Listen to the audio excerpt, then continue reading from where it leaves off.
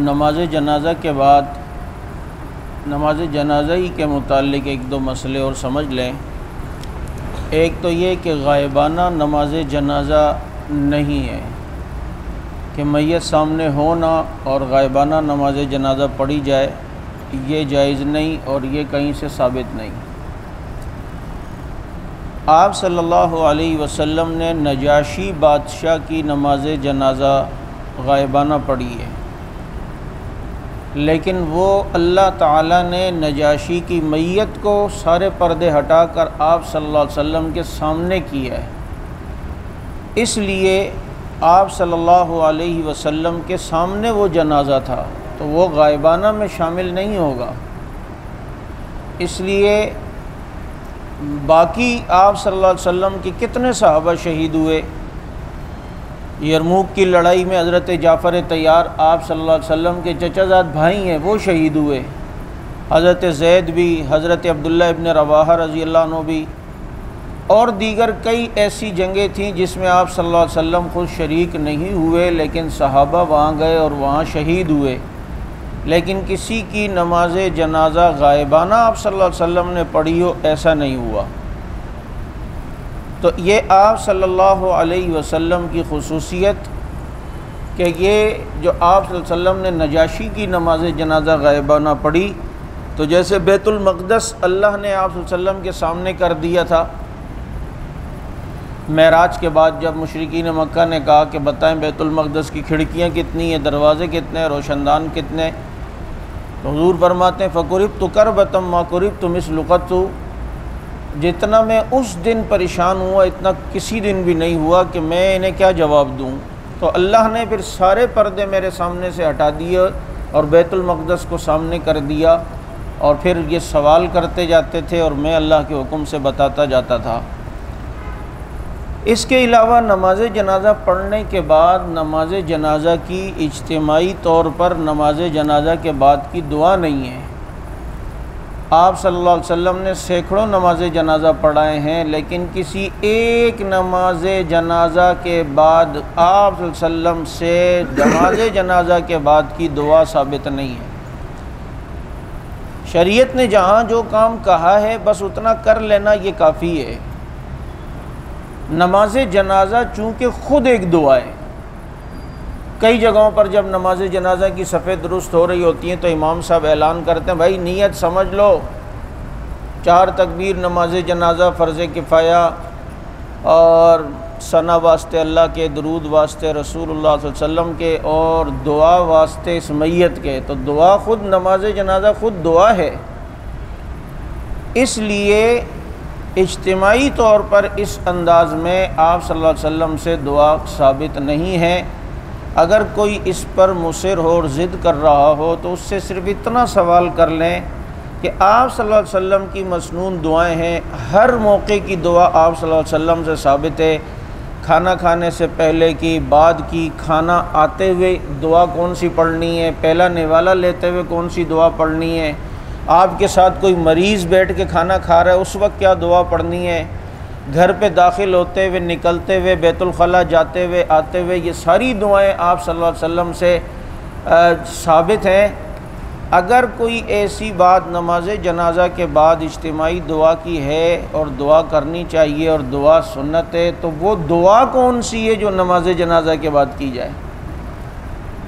آپ صلی اللہ علیہ وسلم نے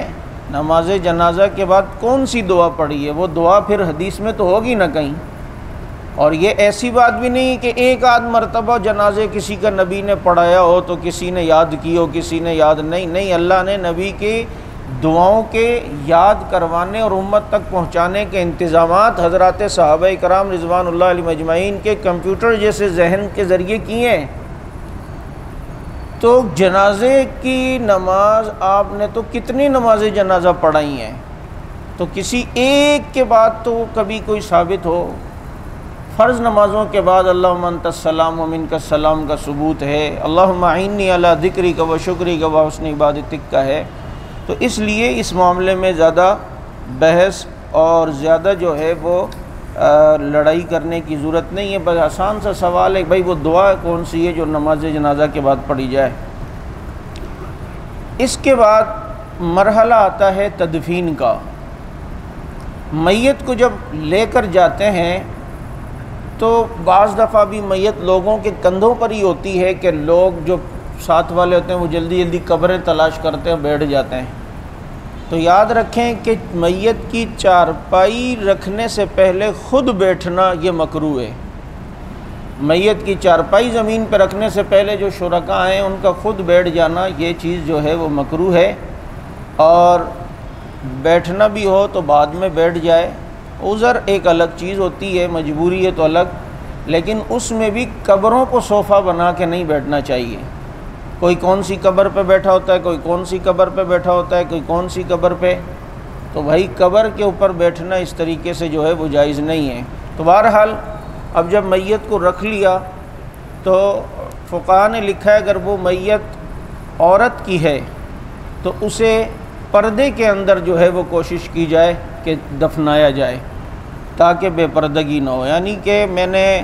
میت کو کفن دینے کے متعلق بھی یہ بتلایا تھا کہ مرد کے 3 کپڑے ہیں کفن میں اور عورت کے 5۔ اللہ نے عورت کے مرنے کے بعد بھی اس کے پردے اور ستر کا کتنا خیال رکھوایا ہے، تو زندہ عورت کو تو پھر سوچنا چاہیے کہ مجھے کتنا اہتمام کرنا چاہیے۔ اب جب قبر میں رکھا جائے میت کو تو قبر میں رکھنے کے لیے اگر عورت ہے تو اس کے محرم اس کو ہاتھ لگائیں گے، اس کا بھائی ہو گیا، باپ ہو گیا، ماموں ہو گیا۔ یہ نہیں ہے کہ محلے والے بھی اس عورت کو جو ہے وہ ہاتھ لگا رہے ہیں۔ ہاں اگر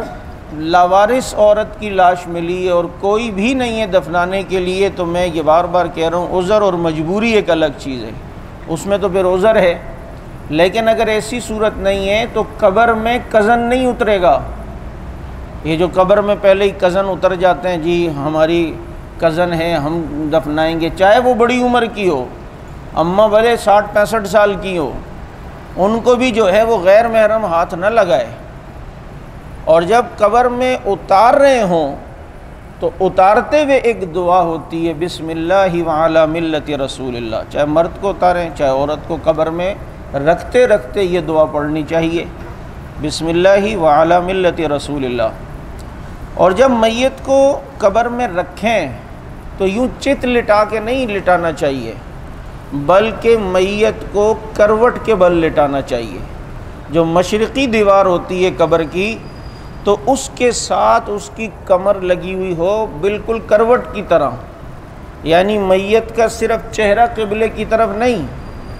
بلکہ جب قبر میں میت کو لٹایا جائے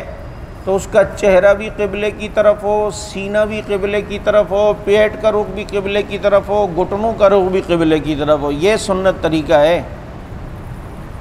لیکن بہت جگہوں پر آپ نے دیکھا یوں چت لٹا دیں گے آسمان کی طرف سینہ کر کے اور صرف چہرہ پھیر دیں گے، یہ خلاف سنت عمل ہے۔ جیسے سونا دائیں کروٹ پر ہوتا ہے، میت کا جو قبر میں سونا ہے وہ بھی دائیں کروٹ پہ ہونا چاہیے، لہٰذا اس چیز کا جو ہے وہ خیال رکھنا چاہیے۔ بہت سی جگہوں پر یہ دیکھا گیا ہے کہ میت کے قبر میں جو ہے وہ نیچے چٹائی بچھا دیتے ہیں۔ بھائی چٹائی وٹائی کچھ بھی نہیں بچھانی، اس کو سادی مٹی کے اوپر رکھنا ہے، اور بعض دفعہ مٹی نرم مٹی لے کے اس کا تکیہ سا بنایا جاتا ہے۔ یہ یاد رکھیں یہ دنیاوی چیزیں نہیں ہیں کہ جو میں نے شروع میں بتایا، مرتے ہوئے ایک آدمی کی موت قریب ہوتی ہے اس کے منہ میں شہد ڈالتے ہیں، جی ابھی موت کا ذائقہ بہت کڑوا ہے، یا تکیے رکھ رہے ہیں، ان چیزوں کی ضرورت نہیں ہے۔ اگر نیک ہے تو اللہ نے اسے جنت کا شہد دیا ہے، نیک ہے تو قبر میں فرشتے جنت کا بستر لے کر آتے ہیں، اللہ ہم سب کو نصیب فرمائے، اور جنت کا بستر ان کے لیے لایا جاتا ہے۔ چنانچہ میت کے مٹی کے ساتھ میت کے سرہانے پہ تکیہ وغیرہ بنانا یہ چیز بھی جو ہے وہ جائز نہیں ہے اور ٹھیک نہیں ہے۔ اب جب میت کو قبر میں اتارا تو جو میت کے کفن کے اوپر گرہ باندھی ہوئی ہوتی ہے تاکہ جنازہ لے آتے ہوئے وہ گرہ کھل نہ جائے، کفن کھل نہ جائے، تو وہ سر کی طرف سے وہ گرہ کھول دینی چاہیے، درمیان میں جو گرہ ہوتی ہے اسے بھی کھول لینا چاہیے، پاؤں کی طرف جو ہوتی ہے اسے بھی کھول لینا چاہیے، اور پھر اس بات کا خیال رہے اور بہت زیادہ خیال رہے کہ قبر کے اندر میت کا دیدار کسی کو نہ کرایا جائے۔ قبر میں جب اتار دیا، اس میں بھی بعض لوگ پھر کفن چہرے سے ہٹاتے ہیں، ذرا چہرہ دکھوا دو یار ہمیں تو، پھر ایک دفعہ تو دکھا دو۔ ایسا نہیں کرنا چاہیے۔ دیکھیں اس میں جو ہماری شریعت کی جو تعلیم ہے نا، اس میں ہمارا فائدہ ہے، ہمارے مرنے والوں کا فائدہ ہے۔ بعض دفعہ مردہ قبر میں رکھا جاتا ہے تو قبر میں رکھتے ہی قبر اپنے اثرات دکھانا شروع کر دیتی ہے۔ نیک ہے تو ٹھیک ہے، اگر برا ہے خدا نہ خواستہ رکھتے ہی اس کا چہرہ بگڑ گیا ہو، جیسے بعض تاریخ کی کتابوں میں لکھا ہے، اور کہ کسی کا چہرہ دیکھا تو وہ اس وقت گدھے کا بن گیا تھا، کسی کا چہرہ دیکھا وہ کتے کا بن گیا تھا۔ بعض دفعہ ایسے عمل ہوتے ہیں کہ قبر میں رکھتے ہی اثرات شروع ہو جاتے ہیں، تو وہ پھر ساری زندگی کے لیے آدمی اس سے بدگمان جو ہے وہ ہوتا رہے گا۔ اس لیے اس کا خیال رکھے کہ قبر کے اندر میت کا چہرہ نہ دکھایا جائے، اس کا جو ہے وہ خیال ہونا چاہیے۔ اب جب میت کو قبر میں رکھ دیا، اب جب اوپر سلپیں وغیرہ رکھ دیتے ہیں تو یہ یاد رکھیں قبر پہ جب مٹی ڈالنا شروع کرتے ہیں تو وہ سر کی طرف سے ڈالنا شروع کرنی چاہیے، سر کی طرف سے مٹی ڈالنی چاہیے، شروع ابتدا وہاں سے کریں۔ اور جتنے شرکاء ہیں وہ 3 مٹھیاں جو ہیں بھر کے 3 مرتبہ جو ہے وہ قبر کے اوپر مٹی پھینک دیں، اور ہر دفعہ کی ایک دعا ہے۔ قبر سے مٹی اٹھائی، منہا خلقناکم، دوسری مرتبہ اٹھا کے پھینکا، وفیہا نعیدکم، تیسری مرتبہ اٹھا کے پھینکا، ومنہا نخرجکم تارۃ اخری، یہ مٹی سے ہی پیدا ہوئے، اسی میں گئے ہو اور اسی سے جو ہے ایک مرتبہ دوبارہ اٹھائے جاؤ گے۔ چنانچہ یہ مٹی جتنے بھی رشتہ دار آتے ہیں، آپ دیکھیں مٹی ڈالنا سعادت سمجھتے ہیں، اور جو قریبی جتنے ہیں وہ زیادہ مٹی ڈالتے ہیں، کیونکہ ساری زندگی کی وفاؤں کا یہ صلہ دے گئے تو آخر میں مٹی کا تحفہ دے گئے۔ یہ ہمیں ساتھ جانے کا حکم اس لیے، یہ سب کچھ دیکھو، جس کے لیے حلال حرام نہیں دیکھا، نمازوں کی پرواہ نہیں کی، آج وہ تمہیں آخر میں مٹی دے رہے ہیں۔ وہ کہتے ہیں نا مٹی پاؤ، بس یہ مٹی پاؤ ہو رہا ہے، سب مٹی ڈال رہے ہیں۔ اس لیے بھائی اس بند صندوق قبر کی صورت میں جو جگہ ہے، یہاں تک پہنچنے سے پہلے اپنے لیے جو کرنا ہے وہ خود کریں۔ بعد میں جو ورثاء ہوتے ہیں وہ بھلا جاتے ہیں، پھر انہیں شاید گھر والوں کے لیے دعا کرنے کی بھی فرصت نہیں ہوتی اور یاد نہیں ہوتے، اس لیے خود اہتمام ہو۔ زندگی میں اور کوئی نہیں تو 70,000 مرتبہ لا الہ الا اللہ اپنے لیے پڑھ کے سنبھال تو لو نا، کوئی مشکل نہیں ہے۔ دن میں آپ 1000 بار بھی پڑھ لیں تو 70 دن میں 70,000 دفعہ ہو جائے گا۔ تو یہ ایک دفعہ یہ ذخیرہ 70,000 کا اپنے پاس رکھ لینا چاہیے۔ اس کی حدیث میں جو ہے وہ فضیلت آئی ہے کہ اللہ تعالیٰ ایسے آدمی کی قبر میں جو ہے وہ معافی فرمائیں گے اور عذاب نہیں ہوگا، اور اس کی بخشش ہوگی جس نے 70,000 مرتبہ کلمہ جو ہے وہ پڑھا۔ اب جب میت کو دفنا دیا تو دیکھیں قبر کے اوپر مٹی ڈال کر کوہان نما اسے بنا لینا چاہیے قبر کو، اور اتنی مٹی نہ ڈالی جائے کہ وہ بالکل ایک بالش سے اونچی ہو جائے۔ یہ بھی ایک مسئلہ ہے کہ قبر کے اندر جو ہے وہ اس بات کا خیال نہیں رکھا جاتا کہ اپنے مردے کے ساتھ ہم نیکی نہیں کر رہے، ہم اس کے ساتھ ظلم کر رہے ہوتے ہیں۔ صرف خاندان میں اپنا نام کرنے کے لیے ہم اپنے میت کی فکر، ہمیں یہ ہے ہی نہیں فکر، ہم نے صرف اپنے نام دکھانا ہے اور خاندان میں بتانا ہے کہ جی ہم اپنے حضرت کے لیے اتنا کچھ کرتے تھے، اس لیے قبر کو ماربل لگائیں گے، پورا پیک کریں گے، یہ 3 منزلہ ورلڈ ٹریڈ سینٹر کی طرح اتنی بڑی بڑی اونچی بلڈنگیں بنائیں گے۔ ہمارے ایک جاننے والا ہے، اس نے اپنے رشتہ دار کی قبر، میں نے کہا بھائی اللہ کے بندو تم کیا سمجھ رہے ہو، اس سے یہ خوش ہو رہا ہوگا اندر، ایک بالش سے اونچی قبر تو ٹھیک نہیں ہے، جائز نہیں ہے۔ او جی کیا کریں، خاندان والے کیا کہیں گے کہ بھائی چلا گیا اور اس کی کوئی پرواہ، تو یہ صرف خاندان والوں کے لیے اور صرف نام کے لیے اور شہرت کے لیے، اس لیے ہمارے مفتی رشید صاحب رحمۃ اللہ علیہ فرماتے تھے کہ مرنے سے پہلے ایک صفحہ تھوڑا کالا کر لو اور اپنے لیے وصیتیں خود لکھوا لو۔ اگر یہ وصیتیں گھر پہ نہیں کیں اور مرنے کے بعد رسم و رواج اور ناجائز کام پیچھے ورثاء نے کیے تو آپ برابر کے گناہگار ہوں گے۔ اگر وصیت کر کے چلے گئے اور وہ پیچھے اگر غیر شرعی کام کرتے ہیں تو پھر انشاءاللہ بچت ہے کہ مرنے کے بعد تو ہمارے اختیار ہی نہیں ہے نا، جو زندہ تھے تو اختیار تھا تو ہم پہلے سے کہہ کے چلے گئے کہ بھائی یہ نہیں کرنا، یوں نہیں کرنا، یوں نہیں کرنا، اس طرح نہیں کرنا، قبر میری اونچی نہ کرنا، میری میت پہ رونا نہیں، اور آوازیں نہیں لگانا، اور یوں نہیں کرنا، نماز جنازہ ایسی ہونی چاہیے، قبر میری یوں ہونی چاہیے۔ یہ ساری وصیتیں پہلی کر لینی چاہیے، تاکہ آخرت کا معاملہ جو ہے وہ بہت خطرناک ہے اور بڑا نازک مسئلہ ہے۔ اللہ تعالیٰ اس مرحلے سے عافیت کے ساتھ ہمیں گزار دے۔ چنانچہ قبر اونچی نہ ہو، اور بہت سی جگہوں پہ دیکھا گیا ہے جب قبر بناتے ہیں تو اس کے چاروں طرف جو ہے نا آیتیں لکھی ہوتی ہیں، آیت الکرسی، قل یا ایھا الکافرون، چاروں کل۔ ظالموں اتنا تو سوچو، یہ قبرستان ہے، یہاں کتے بلے گھوم رہے ہوتے ہیں، اور کیا کیا بے حرمتی اللہ کے نام کے ساتھ قبروں پہ ہو رہی ہوتی ہے، وہ آپ دیکھ لیں۔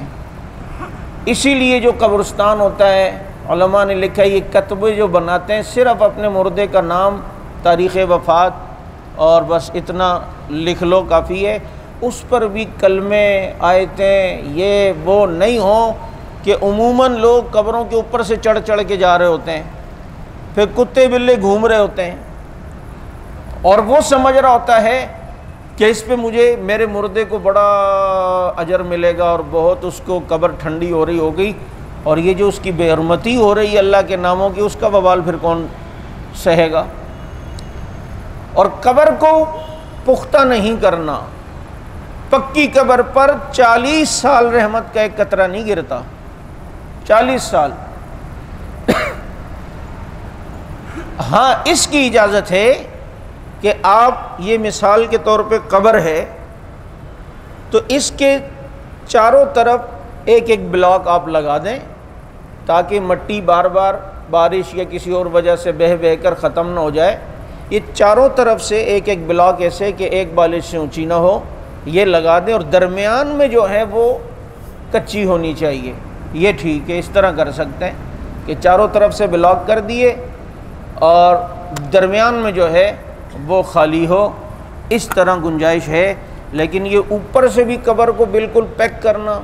پھر ماربل لگا دینا، آج بزرگوں کی قبروں کے ساتھ کیا حال کیا ہوا ہے، یعنی جو ساری زندگی ایسی دین کی تعلیمات دے کر گئے، آج ان کے ساتھ ان کے چاہنے والے، محبت کرنے والے انہی کی تعلیمات کے خلاف کام کر رہے ہیں۔ تو اس چیز کا خیال اور اہتمام ہو۔ اب جب قبر میں میت کو دفنا دیا تو دفنانے کے بعد جو ہے قبر کے اوپر سرہانے پہ کھڑے ہو کر ایک شخص جو ہے وہ سورہ بقرہ کا پہلا رکوع پڑھ لے،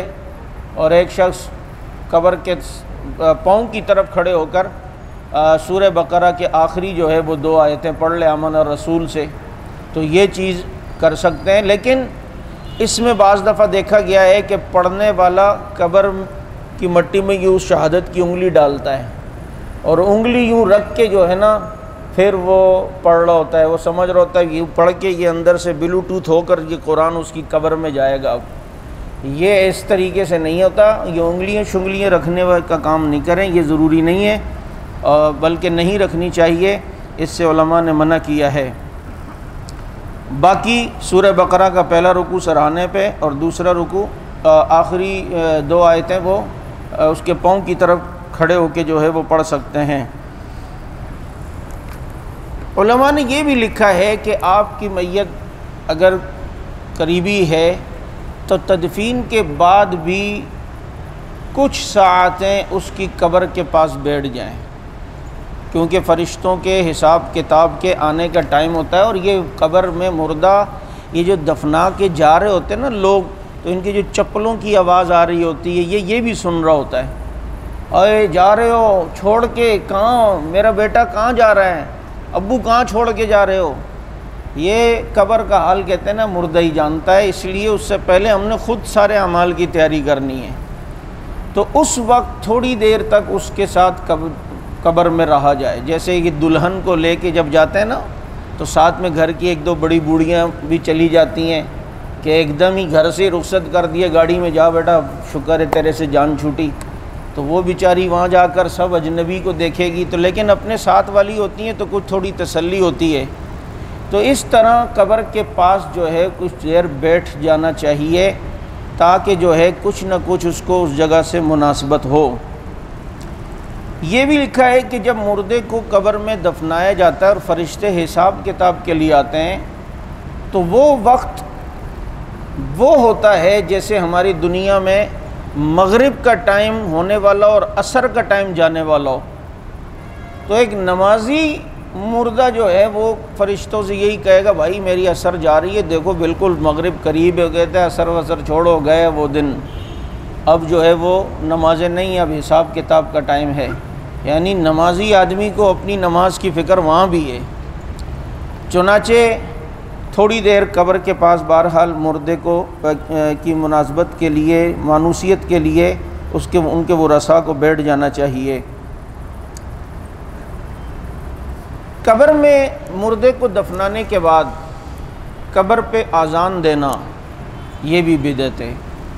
وہی بات جو ابھی میں نے تھوڑی دیر پہلے کہی کہ اللہ کے نبی نے کتنے میتوں کو دفنایا، لیکن اذان اللہ کے نبی نے کبھی بھی قبر کے اوپر نہیں دی ہے۔ اب کوئی یوں کہے کہ دیکھو جی حدیث میں آتا ہے کہ اذان دینے سے شیطان بھاگ جاتا ہے اذان کی آواز سن کے، تو اب دیکھیں میت کے حساب کتاب کا وقت ہے، فرشتے آ کے سوال کریں گے تو شیطان کہیں خلل نہ ڈالے، جواب غلط نہ دلوا دے، تو اذان دیتے ہیں تاکہ شیطان وہاں سے بھاگ جائے۔ اور بھائی انسان اور شیطان کا تعلق وہ مرنے تک ہے، یہ کامیابی سے ایمان کی حالت میں مر گیا تو یہ شیطان روتا ہے، اپنے سر پہ مٹی ڈالتا ہے ناکام ہو گیا، ساری زندگی ساتھ لگا رہا کہ اس آخری مرحلے میں سے کافر بنا کے مارنا ہے، لیکن یہ مسلمان بن کے مر گیا اور خدا نہ خواستہ ناکام کر کے چلا گیا اپنے کو، تو یہ شیطان ڈانس کرتا ہے، خوش ہوتا ہے میں تو کامیاب ہو گیا۔ تو انسان شیطان کا تعلق تو یہاں پر ہے، قبر میں یہ معاملہ نہیں ہے۔ اگر ایسی بات ہوتی تو اللہ کے نبی قبر پر اذان کا حکم دیتے یا کم از کم پڑھتے۔ تو یہ چیزیں اپنی طرف سے بنائی ہوئی ہیں، اذان جو ہے وہ قبر کے اوپر یہ جائز نہیں ہے۔ میں ایک جگہ جنازے میں شریک تھا، تو چونکہ میت نے وصیت کی تھی میرے متعلق کہ میرا جنازہ یہ پڑھائے گا، اور خاندان ان کا سب دوسرے عقیدے کا، وہ تو جو قریب والے تھے بالکل آگ بھگولا ہو رہے تھے یہ کیا ہو گیا، لیکن بہرحال کر لیا نماز جنازہ، تدفین میں بھی تھا، اور تو ان کا بس نہیں چلا، جیسے ہی دفنایا تو فوراً جو ہے نا اس ایک نے اذان شروع کر دی، تو ایک بلوچ بابا میرے ساتھ کھڑا ہوا تھا، بڑی پیاری بات اس نے کہی تھی، تو وہ اس کے سادی سی بات، لیکن میں نے کہا مجھے تو بڑی پیاری دلیل مل گئی ہے۔ جیسے ہی اس نے اذان شروع کی تو اپنے بلوچی لیاری والے لہجے میں کہتے اڑے نماز پہلے ہو گیا ہے اذان بعد میں ہو رہا ہے، یعنی نماز جنازہ پہلے ہو گئی ہے نا، اڑے نماز پہلے ہو گیا ہے اور اذان بعد میں ہو رہا ہے۔ تو یہاں پر یہی حال ہے کہ گنگا الٹی جو ہے وہ بہہ رہی ہے، تو میت کو دفنانے کے بعد اس کی قبر پر اذان دینا ٹھیک نہیں۔ قبر کے متعلق جو ہے جتنی یہ بدعات ہیں ان سے اپنے آپ کو جو ہے وہ بچانا چاہیے، جیسے قبروں پہ پھول ڈالنا یہ منع کیا گیا ہے، اور اسی طریقے سے قبر کے اوپر چراغ رکھنا، ایقاد النار علی القبور فمن رسوم الجاہلیہ، فتاوی عالمگیری میں کہ قبروں پہ چراغ جلانا یہ زمانہ جاہلیت کی رسموں میں سے ایک رسم ہے، یہ مکے کے مشرک یوں کیا کرتے تھے، اور ایک روایت میں اللہ کے نبی نے فرمایا جو اسلام میں زمانے جاہلیت والے کام کرے اللہ کی نظروں میں سب سے برا وہ ہے۔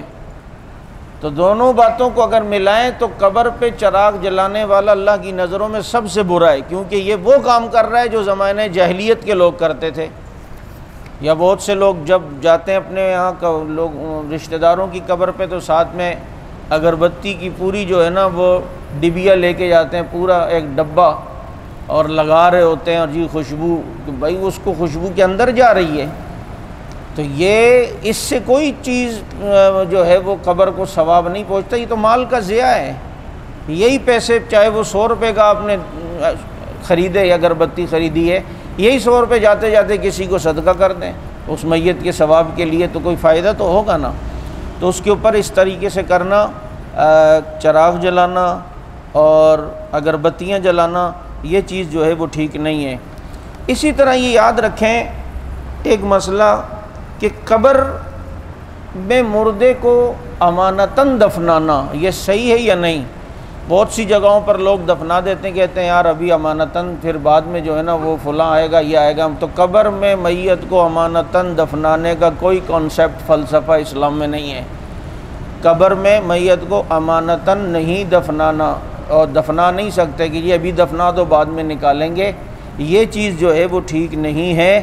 اس لیے یاد رکھیں کہ میت کو بلا ضرورت دوبارہ قبر سے نکالنا ٹھیک نہیں۔ ضرورت تو ایک الگ چیز ہے،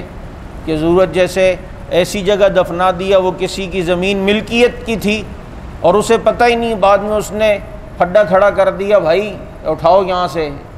تو چونکہ کسی کی ملکیت میں مردے آپ نے دفنایا ہے اور یہ اس کی ملکیت میں اس کی اجازت کے بغیر تصرف ہے، تو اب فقہاء نے اجازت دی ہے کہ اس کی میت کو لہٰذا دوسرے دن یا اسی دن نکال لو اور کسی اور جگہ جو ہے وہ شفٹ کر لو، اور کہ عذر ہو تو اس طرح کر سکتے ہیں۔ ورنہ یہاں تک کہ اگر کسی نے مردے کو دفنا دیا اور بعد میں پتہ چلا بھائی اس کو تو غسل ہی کسی نے نہیں دیا تھا، یا دفنا دیا اور بعد میں پتہ چلا کہ اس بندہ تو مسلمان تھا اور بالکل صحیح عقیدے کا تھا، اور اس کو جو ہے نا نماز جنازہ اس کے خاندان والوں نے کسی بدعقیدہ آدمی سے پڑھوا لیا، تو نماز جنازہ تو نہیں ہوئی، یا ایسا پتہ چلا کہ اس کو تو غسل ہی نہیں دیا ہوا تھا، یا بعد میں پتہ چلا خاندان بھائی غسل دیا، وہ کہے گا ہاں یار ہم نے وضو تو کرایا تھا، ابے اللہ کے بندے وضو پورا غسل نہیں۔ اگر یہ سچویشن ہو جائے مثال کے طور پر، تو اب یہ فقہاء نے اس وقت بھی نہیں کہا کہ میت کو قبر سے نکالو، بلکہ اب میت کی قبر کے اوپر کھڑے ہو کر نماز جنازہ پڑھ لیں۔ 2-4 آدمی 10-15 جتنے وہ پیچھے ہو جائیں، میت کی قبر سامنے ہو تو نماز جنازہ اس کی قبر کے اوپر ہی پڑھی جا سکتی ہے۔ اور یہ کب تک پڑھی جا سکتی، کتنے دن تک؟ تو بعض نے یہ کہا ہے کہ جب تک یہ امید ہے کہ میت کا جسم اندر گل نہیں گیا ہوگا، اور یہ عموماً 10 دن بھی ہے، 20 دن بھی بعض حضرات نے لکھا ہے، تو ان دنوں کے اندر میت اگر ایسی حالت میں دفنائی گئی کہ اس کی نماز جنازہ نہیں ہوئی تھی، یا بدعقیدہ لوگوں نے پڑھائی تھی، یا جناب کیا کہتے ہیں اس کو دفنایا گیا تو پتہ چلا اس کا غسل ہی نہیں تھا، تو ایسی صورت کے اندر میت کی قبر کے اوپر بھی جو ہے کھڑے ہو کے نماز جنازہ جو ہے وہ پڑھ سکتے ہیں۔ اب جب قبرستان انسان جائے تو میت کی قبر کو بوسہ دینا جائز نہیں ہے۔ بعض دفعہ انسان ہے، دیکھیں بعض چیزیں ہر ایک کا دل چاہتا ہے، لیکن ہم نے اپنے دل اور چاہت پہ نہیں چلنا، شریعت پہ چلنا ہے۔ بچے کی قبر ہے، باپ گیا، بلا ارادہ دل چاہتا ہے کہ اس کو یوں آغوش میں لے لوں، قبر کی مٹی کو ہی ذرا سکون ملے، چوموں، تو یاد رکھیں اس طرح کرنا ٹھیک نہیں ہے۔ قبر کو بوسہ دینا یہ جائز نہیں ہے۔ ان چیزوں سے جو ہے وہ اپنے آپ کو بچایا جائے اور اجتناب کیا جائے۔ اس کے بعد جب میت کو دفنا دیا، تدفین ہو گئی، اب میت کے خاندان والوں سے تعزیت کرنا یہ سنت ہے، اور تعزیت 3 دن کے اندر ہو، اور اس کے لیے باقاعدہ اہتمام کر کے بیٹھنا، اس کے جو ہے وہ شریعت کا مزاج نہیں ہے۔ حضرات علماء کرام نے، فقہا نے اس سے منع کیا ہے۔ جیسے بہت سی جگہوں پر روڈ کے اوپر ٹینٹ لگا کر، رستے میں ٹینٹ لگا کے بیٹھے ہوئے ہوتے ہیں اور آنے جانے والوں کو تکلیف ہو رہی ہوتی ہے، اب بیٹھا انتظار میں ابھی کوئی آئے گا تعزیت کے لیے، ابھی کوئی آئے گا۔ بھائی آپ اپنے گھر پہ نارمل رہیں، جو آ گیا گھر پہ بٹھا کر تعزیت کروا لی اور چلے گئے۔ اس کے لیے باقاعدہ اہتمام، یہ صحابہ کا مزاج نہیں ہے اور یہ اسلام کا بھی جو ہے وہ مزاج نہیں ہے۔ اس سے بچنے کی کوشش کرنی چاہیے۔ آج کے دور میں مرد ہی ہوگا، مرد کلندر ہوگا بلکہ وہ شخص جو شریعت پر اس طرح پورا چلنے کی کوشش کرے۔ لوگ کہیں گے تو صحیح، یہ کیا بات ہے یار، یہ تم لوگوں نے نئی چیز، ابھی جو لوگ آئیں گے تو بھائی آئیں گے تو ٹھیک ہے مل لیں گے، لیکن بیٹھے میں بھی کوئی آیا نہیں ہے اور اس کے لیے روڈ بند کر کے، گلی بند کر کے بیٹھنا، یہ کون سا طریقہ ہے؟ دوسروں کو کیوں انسان تکلیف دے؟ اب جب میت کے تعزیت کے لیے 3 دن کے اندر اندر تعزیت کرنی چاہیے، اب جب تعزیت کے لیے جائیں تو حدیث میں اس کے بھی الفاظ ہیں۔ ایک تو الفاظ یہ ہیں، جب آپ کسی ایسے آدمی سے ملیں جس کے خاندان کا کسی کا انتقال ہوا ہو تو تعزیت کے الفاظ دیکھیں کتنے پیارے، ان للہ ما اخذ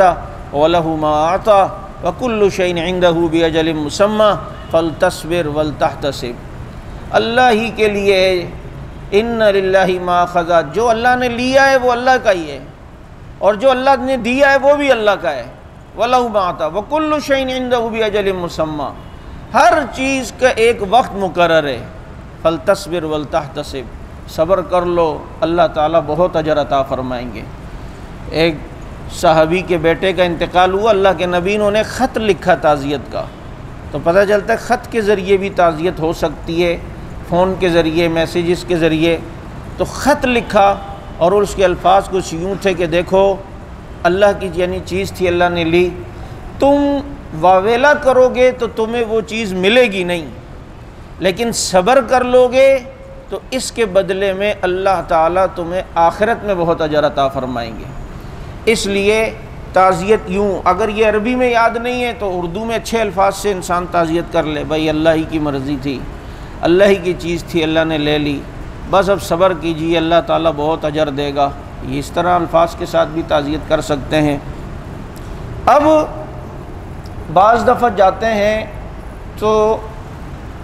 ہاتھ جو اٹھانے کا ایک سسٹم ہے،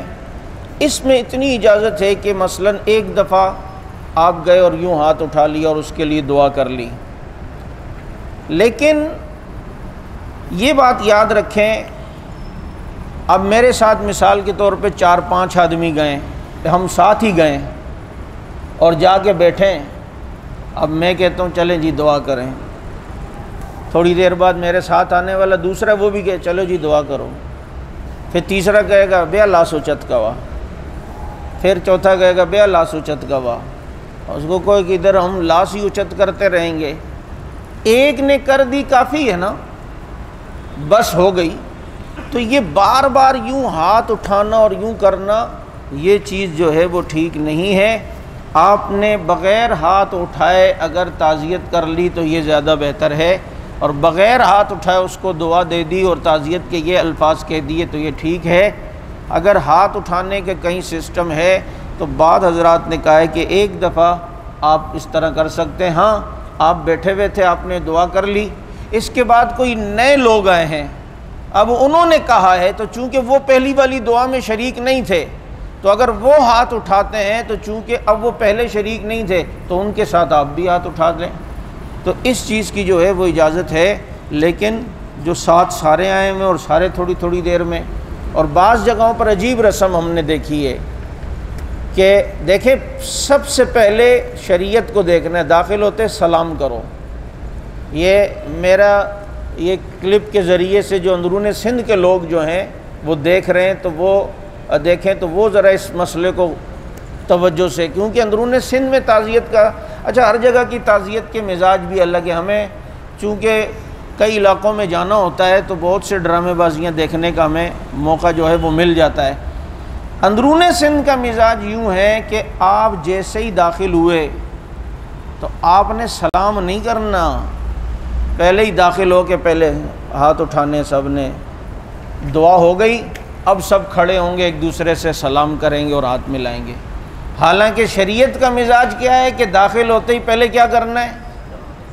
آپ یقین کریں، میں ایک جگہ تھا تو ساتھیوں نے کہا ادھر میت ہوئی شروع کے دنوں میں، تو میں جب گیا تو مجھے نے کہا ان کے والد کا انتقال ہوا کہ اب تو داخل ہو کے میں جیسے اس کے قریب گیا ہاتھ ملا رہا ہوں، وہ ہاتھ یوں کر رہا ہے۔ ابے میں کہا یہ کہ ان سے ڈرامے بازی کر رہا ہے، ہاتھ نہیں ملا رہا اور بڑی مشکل سے یوں کر کے، کیونکہ وہ بہت برا سمجھ رہا تھا یہ کوئی طریقہ ہے، نہ کوئی دعا نہ کچھ، یہ پہلے ہی آ کے ہاتھ۔ میں سمجھ گیا اچھا یہاں کا سسٹم ذرا دوسرا ہے۔ پھر جب دعا ہو گئی اس کے بعد ماشاءاللہ ایک دم سارے کھڑے رہتے ہیں جیسے نیچے سے کسی نے اسپرنگ کے اسکرو کھول دیے، فوراً جو ہے وہ سب سے گلے۔ ایسا نہیں ہو، آدمی جائے پہلے جا کر سلام ہوتا ہے،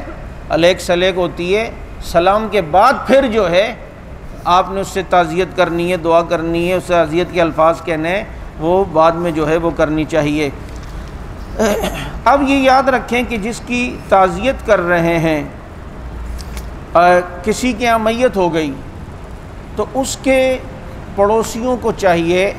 کہ وہ اس کے ساتھ کھانے پینے کا تعاون کریں 3 دن تک، کیونکہ وہ غم میں ہیں، ان کے ساتھ تعاون کریں، ان کے ساتھ جو ہے وہ پڑوسی ان کے کھانے کا خیال رکھیں۔ لیکن جو قریب کے رشتہ دار ہیں نا، ان کو چاہیے کہ وہ عزت اور شرافت سے وہاں سے کھسک جائیں کھانے کے ٹائم اور جا کے اپنے گھر پہ جا کے کھانا کھائیں۔ وہ بھی بیٹھے ہوتے ہیں، ابھی دیگ آئے گی بھائی، پتہ ہے نا ہم بھی تو رشتہ دار ہیں بھائی میت کے۔ اگر رہتا تو 2 گلیاں چھوڑ کے اور تو خود بھی گھر پہ پکا سکتا ہے، تیری بیگم بھی دور کی ان کی رشتہ دار ہے، اس پہ بھی کوئی اتنا غم نہیں ہے، تو یہ چیز ٹھیک نہیں ہے۔ اسے چاہیے وہ خاموشی سے اٹھے اور عزت سے جا کے کہیں اور کھانا کھائے۔ یہ میت کے گھر والوں کے لیے، پڑوسیوں کے لیے ہوتا ہے کہ وہ ان کے ساتھ کوآپریٹ کریں، ان کے ساتھ کچھ تعاون کریں کھانے پینے کے اندر۔ کیونکہ حضرت جعفر طیار رضی اللہ تعالیٰ عنہ جب جنگ موتا میں شہید ہوئے تھے تو اس میں اللہ کے نبی نے فرمایا تھا کہ جعفر کے گھر والوں کے لیے کھانا بناؤ کہ وہ اس وقت بہت سا غم میں ہیں۔ لیکن اس میں یہ مسئلہ بھی یاد رکھیں، اگر کوئی میت کے گھر والے اپنے گھر میں خود کھانا بنا سکتے ہیں اور بنا رہے ہیں اور وہ کہتے ہیں نہیں جی ضرورت نہیں ہے، تو یہ جائز ہے ان کے لیے۔ کیونکہ یہ جو ہمارے ذہنوں میں مسئلہ الٹا بیٹھا ہے کہ 3 دن تک ان کے گھر میں چولہا نہیں جلنا چاہیے، تو چولہا جلنا نہیں چاہیے سے مراد یہ کہ پڑوسیوں کو ایک ترغیب ہے کہ بھائی تم ان کے ساتھ تعاون کرو کھلانے پلانے کا، لیکن جلنے نہیں چاہیے سے یہ مراد نہیں ہے کہ ادھر چولہا جلا ہی نہیں سکتے، اور اگر وہ خود ہوش میں ہیں اور خود پکانا چاہیں تو وہ پکا ہی نہیں سکتے، ایسی بات نہیں ہے۔ اپنے اگر وہ خود بنانا چاہیں تو وہ خود بھی کھانا بنا سکتے ہیں، لیکن پڑوسیوں کو چاہیے کہ وہ ان کے ساتھ تعاون کریں اور ان کے ساتھ کھانے پینے کے ساتھ جو ہے وہ تعاون کریں۔ اور جو دور سے کوئی رشتہ دار آئے میں ہوں تو احکام میت کتاب میں لکھا ہے کہ ان کو تو پڑوسی بہتر ہے کہ ان کے لیے بھی اہتمام کر لیں۔ جو دور سے آیا پتہ ہے کہ یہاں ان کا گھر ہی نہیں ہے بیچاروں کا، لیکن جو قریب کے ہیں ان کو چاہیے کہ وہ اپنے کھانے پینے کا انتظام خود کریں تاکہ پڑوسیوں کے لیے بھی مسئلہ نہ بنے۔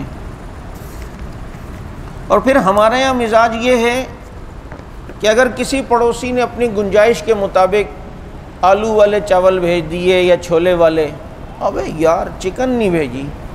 یہ پڑوسی جو آئے ہوئے ہوتے ہیں چمچے کھانے کے لیے، تو وہ میت کے کھانے میں بھی جو ہے نا وہ کیا کہتے ہیں عیب نکال رہے ہوتے ہیں۔ ابے چکن بریانی ہوتی نا بڑا مزہ آتا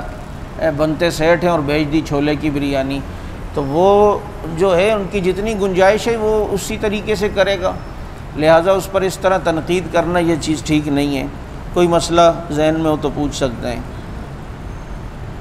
وہ اذان والی بات میں نے پوچھی تھی، انہوں نے کہا تھا دور پڑے کی روایت ہے کہ ایک دفعہ اللہ کے رسول سے اللہ اکبر کہتے ہوئے سنا اور ایک دفعہ لا الہ الا اللہ پڑھ لو، ہم نے اس سے اذان وہ کر دی۔ سبحان اللہ، یہ میں نے پوچھا تو ان سے۔ نہیں ایسی کوئی چیز نہیں ہے، اذان کا ثبوت نہیں ہے۔ قبر کے اوپر۔ سبحانک اللہم بحمدک نشہد ان لا الہ الا اللہ نستغفرک ونتوب الیک۔ اللہم صلی علی محمد النبی الامی وعلی آلہ وسلم تسلیما۔ ربنا آتنا فی الدنیا حسنہ وفی الآخرۃ حسنہ وقنا عذاب النار۔ صلی اللہ تعالی علی خیر خلقہ محمد وعلی آلہ واصحابہ اجمعین۔